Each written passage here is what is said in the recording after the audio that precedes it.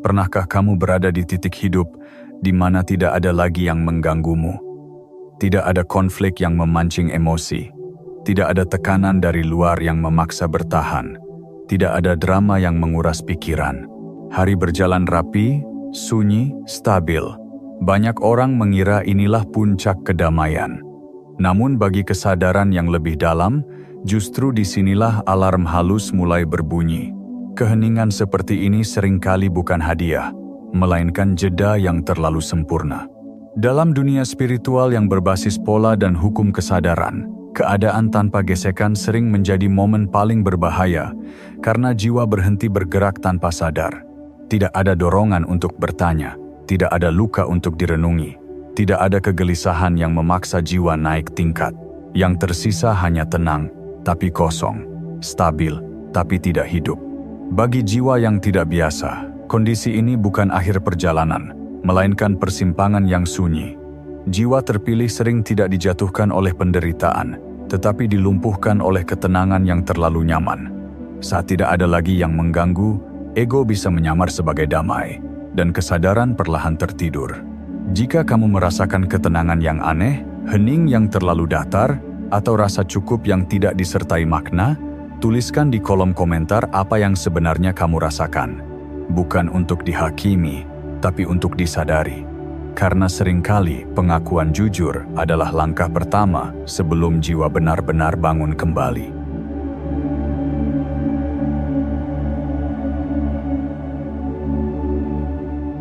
Bab 1. Siapa yang disebut jiwa terpilih? Istilah jiwa terpilih sering disalahpahami sebagai label keistimewaan. Padahal dalam kajian psikologi eksistensial dan tradisi spiritual timur maupun barat, ia lebih tepat dipahami sebagai pola kesadaran. Psikologi eksistensial menyebutnya sebagai individu dengan tingkat refleksi diri yang tinggi, yang sejak dini mempertanyakan makna hidup, kematian, dan tujuan keberadaan. Dalam spiritualitas timur, pola ini terlihat pada jiwa yang cepat sadar akan kefanaan dan penderitaan, sementara tradisi barat mengenalnya sebagai panggilan batin atau vocation of the soul. Semua pendekatan ini bertemu pada satu titik logis yang sama, yaitu adanya kesadaran yang bekerja lebih awal dan lebih dalam dibanding kebanyakan orang, bukan karena pilihan, tetapi karena struktur batinnya memang demikian. Ciri-cirinya tidak bersifat mistis atau asumtif, melainkan bisa diamati secara nyata. Sensitivitas terhadap makna hidup yang tinggi membuat hal-hal dangkal terasa hampa. Perasaan berbeda sering muncul sejak masa kecil, bukan karena ingin menonjol, tetapi karena cara memandang dunia tidak pernah benar-benar sejalan dengan lingkungan. Ada pula penderitaan batin, yang datang tanpa sebab eksternal yang jelas, seolah ada beban tak kasat mata yang terus menekan dari dalam. Secara spiritual, pola ini tercatat konsisten dalam perjalanan hampir semua tokoh kesadaran besar. Mereka melalui fase isolasi batin yang panjang, merasa sendirian di tengah keramaian, terpisah, meski dikelilingi banyak orang. Ini bukan kebetulan, melainkan hukum pertumbuhan jiwa. Penting untuk dipahami bahwa semua ini bukan tentang merasa istimewa atau lebih tinggi dari siapapun. Justru sebaliknya, ini tentang beban kesadaran yang lebih berat, tentang melihat lebih banyak, merasakan lebih dalam, dan memikul pertanyaan yang tidak semua orang sanggup hadapi. Jika kamu merasakan pola-pola ini dalam hidupmu, tuliskan di kolom komentar apa yang paling sering kamu rasakan. Apakah rasa berbeda itu hadir sebagai luka, kebingungan, atau kelelahan batin? Kesadaran selalu dimulai dari kejujuran, dan pengakuan adalah bentuk awal keberanian jiwa untuk memahami dirinya sendiri.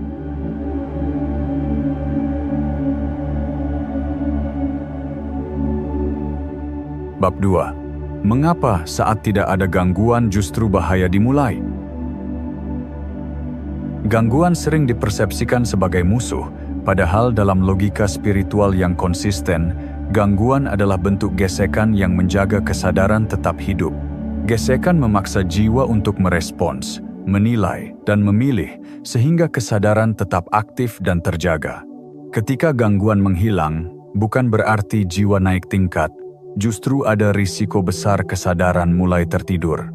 Tanpa dorongan eksternal maupun konflik batin, jiwa tidak lagi diuji, tidak lagi dipaksa untuk hadir sepenuhnya. Keadaan ini tampak damai di permukaan, tetapi di dalamnya tersimpan bahaya halus yang jarang disadari, terutama oleh jiwa yang bekerja di ranah makna dan kesadaran. Fenomena ini nyata dan berulang dalam kehidupan banyak orang. Tidak sedikit yang bertahan dan bahkan tumbuh ketika hidup keras, penuh tekanan dan penuh tantangan, namun justru runtuh secara perlahan saat hidup menjadi terlalu tenang. Saat tidak ada yang perlu diperjuangkan, arah hidup mulai kabur. Dalam dunia spiritual, keheningan yang tidak disertai kewaspadaan batin disebut sebagai stagnasi jiwa. Seperti air yang tampak jernih, tetapi tidak mengalir, perlahan ia kehilangan kesegarannya. Jiwa pun demikian. Tanpa tantangan yang memaksa bertumbuh, arah dan daya hidupnya memudar tanpa disadari. Di titik inilah bahaya sesungguhnya mulai bekerja tanpa suara. Tidak ada ledakan, tidak ada krisis, tidak ada peringatan keras. Yang ada hanyalah peluruhan makna yang terjadi perlahan namun konsisten. Jika kamu pernah merasakan hidup yang terasa aman namun hampa, tenang namun kehilangan arah, tuliskan di kolom komentar apa yang muncul di dalam batinmu. Kejujuran terhadap pengalaman ini bukan tanda kelemahan, melainkan bukti bahwa kesadaranmu masih hidup dan sedang berusaha bangun kembali.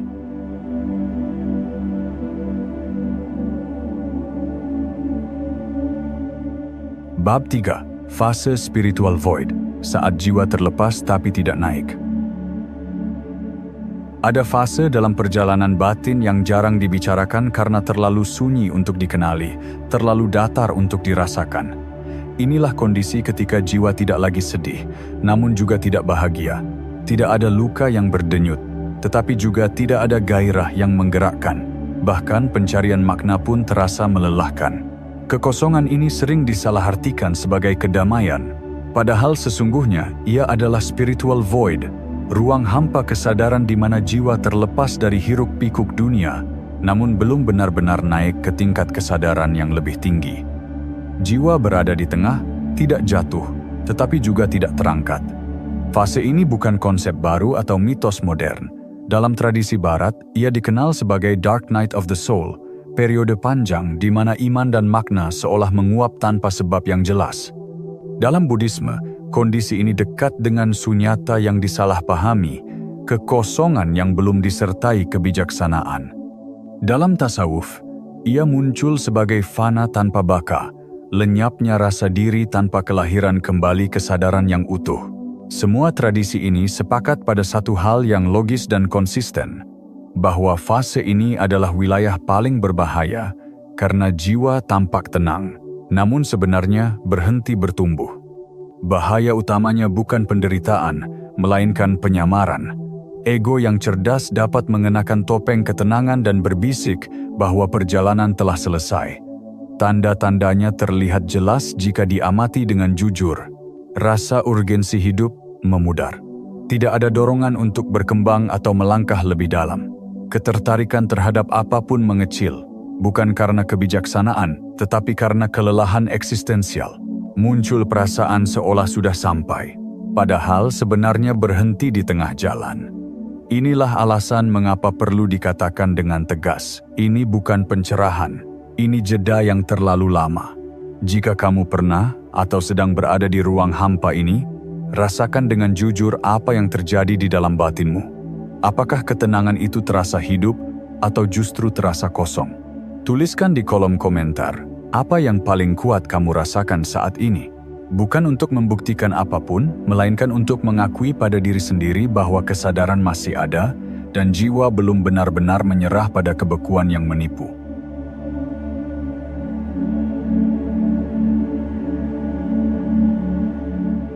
Bab 4.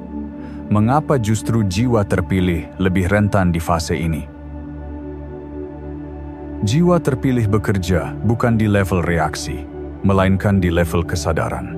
Ia tidak digerakkan semata oleh rangsangan luar, tetapi oleh panggilan batin dan pemahaman makna. Mekanisme ini membuatnya kuat saat hidup penuh tekanan, karena setiap gangguan menjadi bahan bakar kesadaran.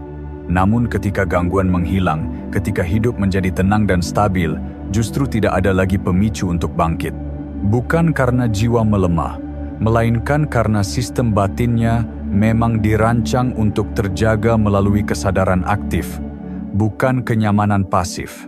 Inilah sebabnya mengapa jiwa terpilih lebih rentan di fase ini. Banyak jiwa besar dalam sejarah kesadaran tidak runtuh di tengah penderitaan, melainkan berhenti tepat sebelum transformasi terakhir. Polanya selalu serupa, muncul rasa cukup, rasa aman dan perasaan seolah tidak ada lagi yang perlu diperjuangkan. Secara logis, ini adalah jebakan yang paling halus. Tidak ada rasa sakit yang memaksa bergerak. Tidak ada krisis yang memaksa memilih. Jiwa berada di ambang lompatan, tetapi memilih diam karena ketenangan terasa lebih nyaman daripada ketidakpastian pertumbuhan. Dalam logika spiritual yang jujur, ujian tertinggi bukanlah penderitaan. Penderitaan justru sering memperjelas arah dan memurnikan niat. Ujian tertinggi adalah kenyamanan yang membuat tujuan perlahan terlupakan. Saat hidup terasa cukup, jiwa berhenti bertanya. Saat semuanya berjalan baik, kesadaran tidak lagi diasah. Di titik ini, rasa cukup yang palsu mulai bekerja sebagai pengalih perhatian yang sempurna. Ia tidak melawan, tidak mengancam, hanya membuat lupa mengapa perjalanan ini dimulai. Bahaya terbesar dari fase ini bukan kehilangan, melainkan pembekuan makna. Jiwa tidak jatuh, tetapi juga tidak naik. Ia bertahan di zona tenang yang menipu, merasa aman namun tidak berkembang. Inilah mengapa perlu diucapkan dengan jujur dan tanpa romantisasi, setan terbesar bukan penderitaan, tapi rasa cukup yang palsu. Kalimat ini bukan untuk menakut-nakuti, melainkan untuk membangunkan kesadaran yang mungkin sedang tertidur dalam kenyamanan. Jika kamu merasakan ketenangan yang disertai kelambanan batin, rasa cukup yang tidak membawa gairah hidup, atau kenyamanan yang membuatmu berhenti melangkah, tuliskan di kolom komentar apa yang sebenarnya kamu rasakan. Kesadaran dimulai dari keberanian, mengakui keadaan batin apa adanya, karena hanya jiwa yang jujur pada dirinya sendiri yang mampu melanjutkan perjalanan ke tahap berikutnya.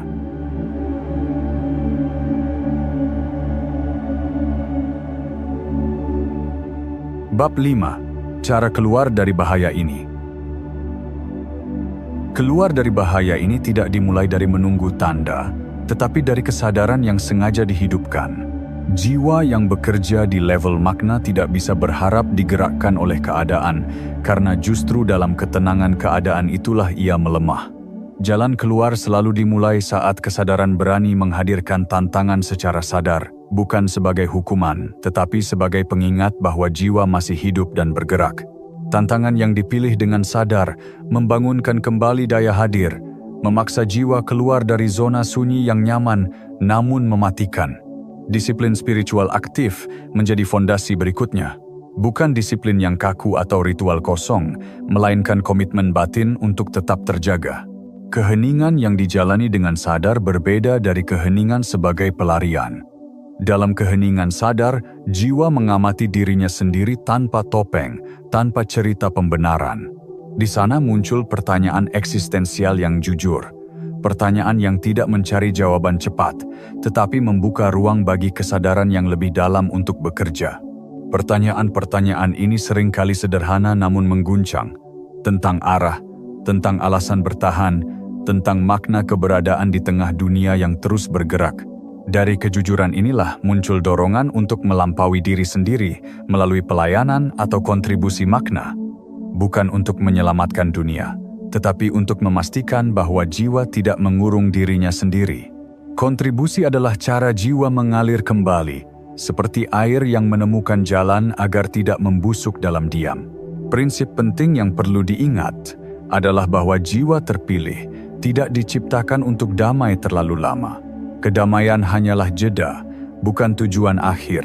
Peran terdalamnya adalah menjadi jembatan kesadaran, penghubung antara pemahaman dan kehidupan nyata. Saat jiwa menerima peran ini, ketenangan tidak lagi menjadi tempat bersembunyi, melainkan ruang untuk mengumpulkan kekuatan sebelum kembali bergerak. Jika hidupmu terlalu sunyi, mungkin semesta sedang menunggumu bergerak. Jika bagian ini bergetar di dalam batinmu, tuliskan di kolom komentar apa yang sedang kamu rasakan sekarang.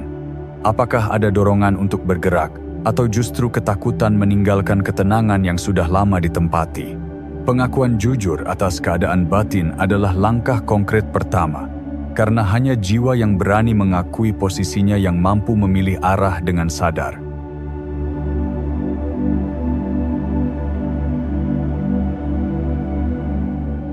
Penutup, panggilan sunyi untuk jiwa yang siap bangun. Keheningan selalu memiliki dua wajah. Ia bisa menyembuhkan ketika disertai kesadaran, ketika jiwa tetap hadir dan jujur pada dirinya sendiri. Namun keheningan juga dapat mematikan jiwa secara perlahan ketika ia menjadi tempat bersembunyi dari pertanyaan yang seharusnya dihadapi.